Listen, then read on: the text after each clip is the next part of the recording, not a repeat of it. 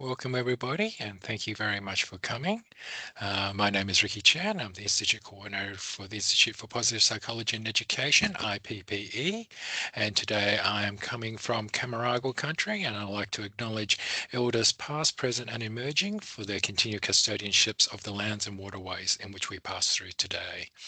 And so today is just an introduction about our institute, and we welcome those who have started their journey doing the grad certificate in education research. And I'd like to introduce today Professor Rhonda Craven, our institute director, and Dr. Emma Bradshaw, our deputy director, who is just an apology, but hopefully might be coming in shortly. So the format for today is we're just going to do an overview of what the Institute's about, some of the research, and then about our research programs. And then we're going to give a handover to a couple of our academics, superstars, and talk about some of their research. And then we'll open up to Q&A for the cohort to ask. And I'd like to, at this point, introduce our Institute Director, Professor Rhonda Craven, to take us through the introduction. Thanks, Ricky. So let me just tell you a little bit about the Institute for Positive Psychology and Education. We're actually a world-class research institute. We're ranked first in Australia and second in the world in educational psychology. And what we're really interested in is tackling the most significant issues of our time that make a difference to people's lives through a positive psychology lens, where we work out what are the things that optimize getting the most out of the life for everyday individuals, and how do you replicate those? So we have a multidisciplinary research team that addresses the critical education and psychosocial issues of our time.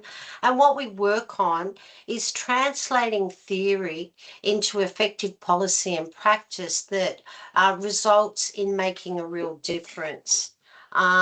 So we're empowering individuals, groups, and communities not just to be able to succeed, but to actually flourish and to thrive. So there you can see we have two of ACU's MacKillop Distinguished Professors, one of whom is with us today, Professor Herb Marsh, who's also the leading researcher in the world in education. We also have Rich Ryan, who'll be joining us in a few months. As one of our distinguished professors. Rich is the father of self-determination theory, which is a theory that's had major impact around the world and in education systems. And Professor Herb Marsh is the father of self-concept theory, which has shown self-concept causally influences performance, choices, academic outcomes, and is a key consideration in educational interventions. And there you can see some of the rankings of the Institute in terms of our quality in the world in both psychology and educational research. So IPPE has three academic programs. One is the Indigenous Game Changers program, which I head, which is about using positive psychology and strengths-based approaches to enable Indigenous people, children and youth, to succeed. And it works from all the way from preschool right up to university studies. Education and developmental psychology tackles the significant issues of optimal educational and psychological development. In that program, we do things like anti-bullying research, enhancing the teaching in TAFE, enhancing literacy and numeracy teaching, and enabling well-being of principals, teachers, children, are some of the topics that are looked at there. And our motivation and behaviour program helps people lead better lives through improved health, quality education, and by furthering our understandings of the influence of human motivation and behaviour.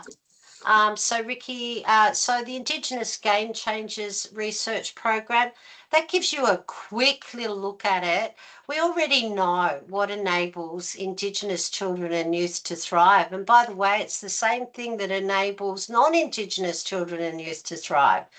It's educational thriving. Going to preschool helps people get the most out of life. Being able to read, being able to do maths helps you get the most out of life. Not just attending school, but engaging in school enables people to get the most out of schooling. Finishing high school, getting vocational qualifications at TAFE, and actually completing a university degree completely closes the employment gap for Indigenous people. But that doesn't happen alone, does it? You've got to have the right psychological thriving profile. So you need to feel good about yourself and your abilities. You need to be motivated. You've got to have your psychological needs met. Also, physical thriving is important, where you're physically active, where children have healthy lifestyle and healthy habits. And then all of that doesn't happen in a vacuum. You need a family and community to support you, where you get support from positive parenting. For Indigenous children, it's important to have a strong cultural identity. Language is culture. Learning language is important, and learning from elders. And then around there, you can see various projects that we have where we look at evidence-based research on what enables children and youth to read and to be numerate. We also have programs about teaching teachers how to enhance engagement and attendance in the classroom, and programs looking at how degrees are completed successfully by Indigenous people, programs on deadly career education, how we improve it, programs on increasing physical activity and improving adaptive screen time, and programs that enable kids and non-Indigenous as well as Indigenous children to understand and appreciate Indigenous culture and to learn about Wanneroo language, history, and culture. The Wanneroo Nation is the nation that we work with on this program, and they are located in the Hunter Valley. And then we also look at parenting, the importance of positive parenting to make a difference. The importance of connection with elders. By the way, all of these programs, those 4 pillars, underpin the research that we do in IPPE with both Indigenous and non-Indigenous children. So that gives you a quick glimpse of what Indigenous game changers research involves and what it's trying to achieve. I think I will, Ricky, hand over now to you, back to you for the other programs. Thank you very much, Rhonda. And so the next program we're going to introduce is the Educational and Developmental Psychology team. So this is the program lead for this is Professor Teresa Dickey, who gives an apology as she's at a conference in Canberra right now. But she's asked Dr. Chloe Gordon just to provide an overview of what they do in the EDP research program. So over to you. Thank you, Chloe. Thanks, Ricky.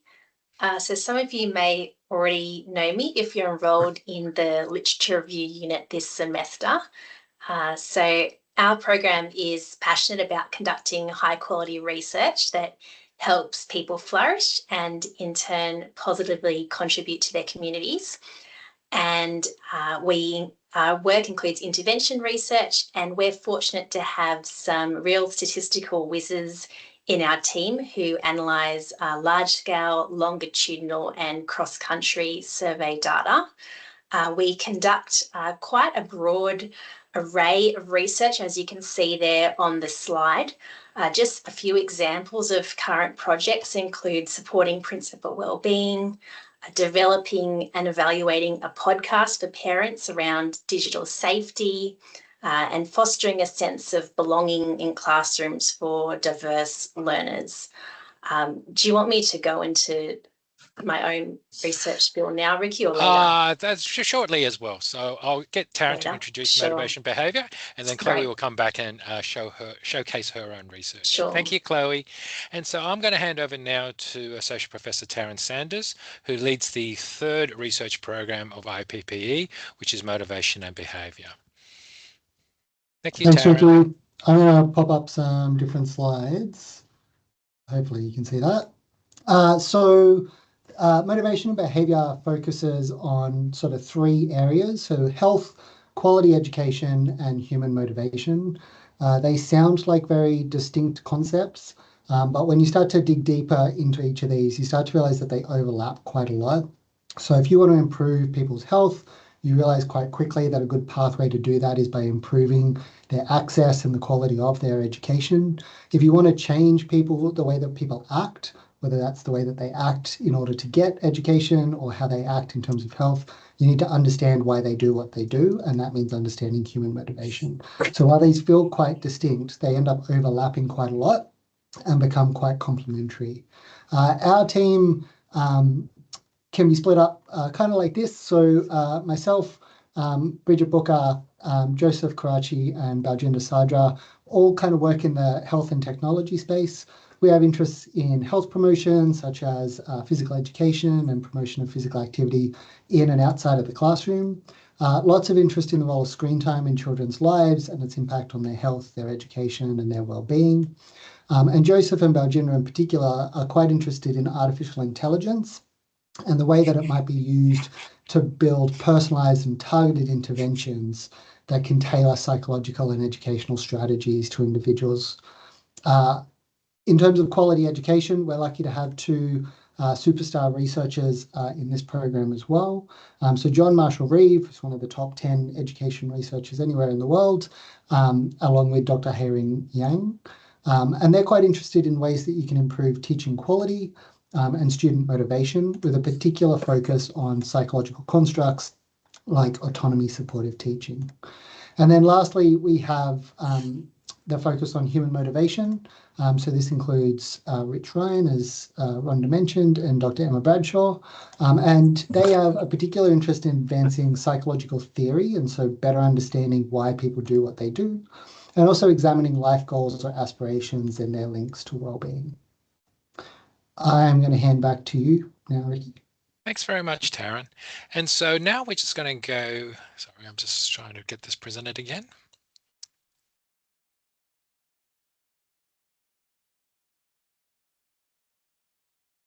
So now we're going to give us some examples of our academic research. So you've already met Chloe. And so I'd ask Chloe just to talk about her area of expertise and some of the top-notch Australian and national importance of her research as well. Thank you. So my own research focuses on how we can support young people to thrive online, recognising that digital technologies, social media and AI are now part of everyday life. And I'm particularly interested in using qualitative and mixed methods research, which allows us to understand young people's experiences in depth and from their own perspectives. And my work brings together ideas from education, communication, and psychology, including media literacy and theories of human development and flourishing. So this kind of research is especially relevant if you're interested in education, well-being, or young people's everyday lives in digital contexts. And myself and all of the researchers in our program and our institute work collaboratively with internationally respected researchers in our fields. Thank you, Chloe. And I'm going to now introduce Dr. Bridget Booker, who's one of our postdoctoral fellows. Bridget's been with us for a few years now. She also did her PhD with IPPE, and during her PhD, she was also a finalist for the 3MT, the 3-minute thesis competition. So I'll just hand over to Bridget to give a bit about her areas of expertise and the research that she's currently working on as well. Thanks, Bridget. Yeah, so hi everyone. I'm Bridget, so I'm part of the Motivation Behaviour Lab here at IPPE. So my background is actually in public health and exercise science. So a lot of my research draws on both a psychological and a public health perspective. So broadly, my work focuses on the motivation and behavior in young people. I'm particularly interested in how movement behaviors, so things like sleep, physical activity, sedentary time, and screen use, how that relates to young people's health and well-being. At the moment, much of my research is focused on screen use. So I'm interested in moving beyond simply looking at how much screen time young people, how much time young people spend on screens, and instead focusing on how they're using them. So things like the type of content they engage with and the context, such as if they're co-viewing, so if are they viewing the screen with other people or are they using screens alone? And how those factors may influence young people's health and well-being. We regularly have projects in this area, so I'm very open to working with students who are interested in this space. Another element is I'm also interested in the roles of screens and emerging technologies like AI in educational settings. Last year, we worked on a project exploring the use of AI and ethical considerations in early childhood education. And so this is a very natural extension of my current research and is a really important and developing area. So I'm also interested in exploring some research projects in this area as well. So if you're interested in topics like screen use, movement behaviours, or young people's health and well-being, will likely be a good fit. And I'm interested to hear about any ideas or pressing research questions you might like to explore. Thank you, Bridget. And as I said, extremely important research as well. Well done. Thank you.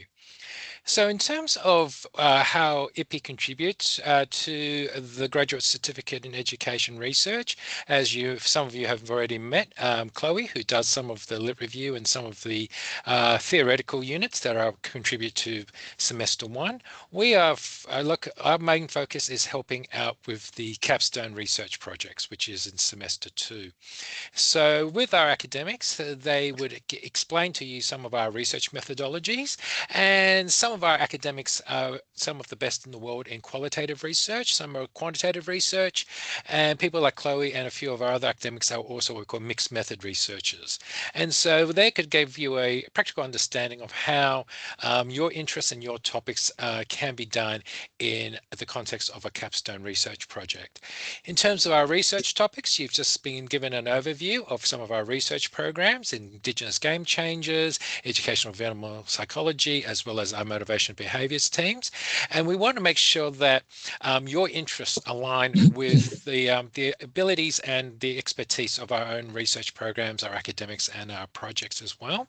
So that's why we're having this meet and greet today, just to see, give an idea of what things are. And I'll introduce ACU MacKillop Distinguished Professor Herb Marsh at this point. Yes, Herb. Yeah. Let's see. I thought I'd give you just a little bit of background. I'm a researcher. I do research in lots of different areas. I'm ranked #1 in education in the world. I'm primarily a quantitative researcher. So if you were interested in doing quantitative research, that you may be interested in some of my stuff. My major focus is academic self-concept, but I also look at student evaluations of teaching, bullying, school context. I work with the Game Changers program. I do quite a bit with self-determination, autonomy, supportive teaching. We also have a wonderful school principal survey that's now in its 15th year, where we have as many as half of the school principals in Australia responding to it about stress and mental health and well-being. So those are some of the things. I also thought I'd give you just a little bit of what I think are what is important for you to do. The issue is that you don't have much time, and so you really need to get started quickly. It's very difficult to collect your own data and do a quantitative study in the amount of time that you have. Not impossible, but very difficult. There's also the ethics issue. If you want to publish data from your research, it has to be something that has ethics approval, and that takes a long time. There is a abbreviated ethics approval, but that means that you can't publish from your data, and that would be a shame if you do some nice research.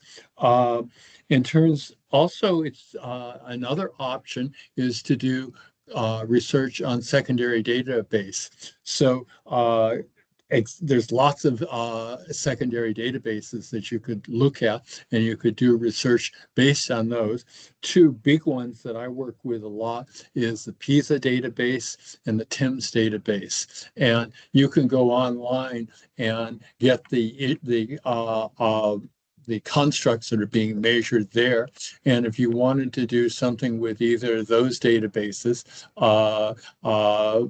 go look at the items. If you find some research questions that you want to pursue and you wanted to do that in collaboration with me, then I would be willing to have to at least talk to you about that. But my key advice is get started early.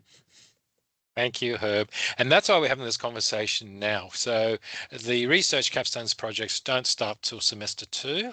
Usually we start having conversations in July, August, perhaps, but that's why we're actually starting these now in March. As Herb says, it's easier to get a better understanding of the theoretical context of the courses you're doing now if you understand the practical aspects of them down the track.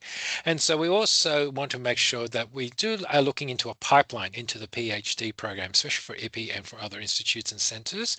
And so that's why many of you, I hope, are doing the grad cert program as a potential into the PhDs. And by having the conversations now, we can ensure that there's a good fit between your research topics and your interests and those that align with IPPE's own particular research projects as well. And we're coming into the Q&A section now. So I just want to give you a little bit of more bits and pieces. Apart from IPPE, there are a lot of other institutes and centres within the university that can align with your own interests. So we don't necessarily ask you to change necessarily your interests to align those with IPPE, but also have a look at some of our other research institutes. So we have our sister institute in the Institute for Learning Sciences, Technology and Education, ILSTE, that's located in Brisbane. We have a neighbouring centre here, Australian Centre for Advancing Literacy, ACAL, here in North Sydney as well. And there's a whole bunch of other centres and institutes as well. So I encourage you to have a look through that website or just Google search ACU Research Institutes to look for other academics and other research programs that would align to your particular interests, especially if you're looking towards a PhD program. And if you are interested, and I will open up to Q&A very shortly, if you are interested in looking at a potential capstone project with us, what we'd like you to do is, you've already been seeing some of the wonderful academics and some of our wonderful research programs we're doing here, but have a look at our own website, acu.edu.au/IPPE. Have a look at that, see if that's interested, and then please contact me directly, and so I can see whether or not the particular topic or particular academic you're interested in has availability to help with capstone research projects. And so that's basically the overview for IPPE. And I'd either open to questions from the audience, and also I know that I think Margaret's there as well online that can also help from the graduate research, the grad cert program perspective as well. So at this point, I'd just like to open up.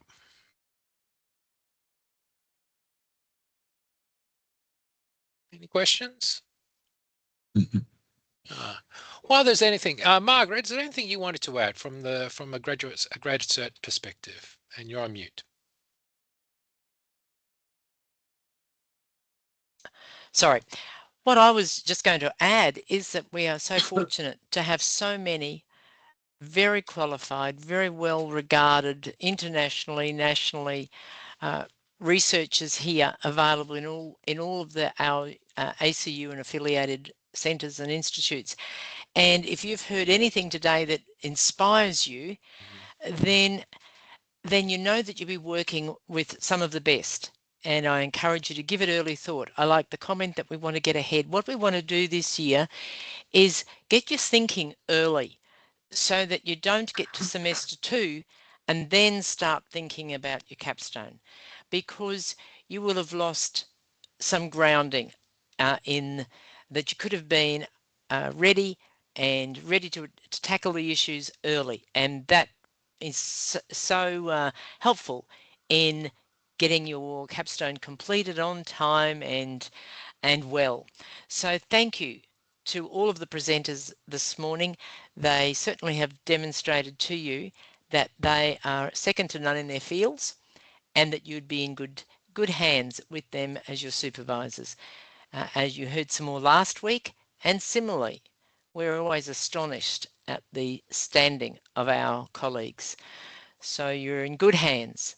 Thank you, Ricky. Thank you, Margaret. And also the other importance of talking to academics, both within our institute and other institutes and centres within ACU, talking to them early, getting understanding of the research, understanding research methodologies will really help you with your current theoretical courses as well, because there'll be a lot of terminologies that you may not understand, or there's new things that you haven't seen before. But if you can actually start talking to our academics, that actually will give you a very good background theoretical context, give you a practical context to a lot of the theoretical units that you are learning now. And I think that'll make both semester 1 much easier in terms of what you have to do, and also make your research capstone projects just a little bit extra special. So I'd like to open up to, is there anybody in the grad cert program that have any questions? Do they all know the difference between qualitative and quantitative? Is there a difference? Is there mixed methodologies? These are the questions that as a beginning PhD a long time ago I grappled with. Does it have to be one or the other? Do you know what it is that might help you in your research?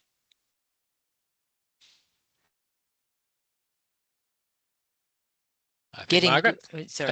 I think Margaret, they all know the difference between qualitative, quantitative, and mixed. Yes.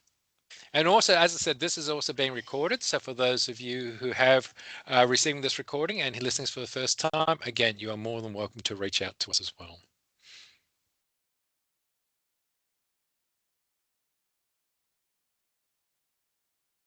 No questions? Oh, I think we've done all right then. I just ask any of the IPPE staff here, is there anything else you wish to add? Rhonda? Where we've worked successfully with a number of grad cert students, and we always welcome you to joining our academic community in IPPE, and hopefully we'll look forward to working with a few more. We are already working with a few students this year, but hopefully some of you might be interested in coming to join us and helping advance the research issues that we're looking into. Thanks, everyone. Thank you, Rhonda. And as I said, we are here to help you grow and thrive, as this metaphorical diagram is showing as well. And as I said, we thank you very much for your time. Please don't hesitate to reach out to me or to any of the other institutes as well. We're here to help. We're here to make you thrive as well. So with that, I'd like to thank everybody for their time, especially a thanks to our academic staff, and also to Margaret and to the grad cert team, and to all of the cohort as well in the grad cert education research for your time today. And with that, I'd like to say thank you very much and have a great afternoon. Thank you, everybody. Thanks, Ricky. Thank you. Thanks, everyone. Bye.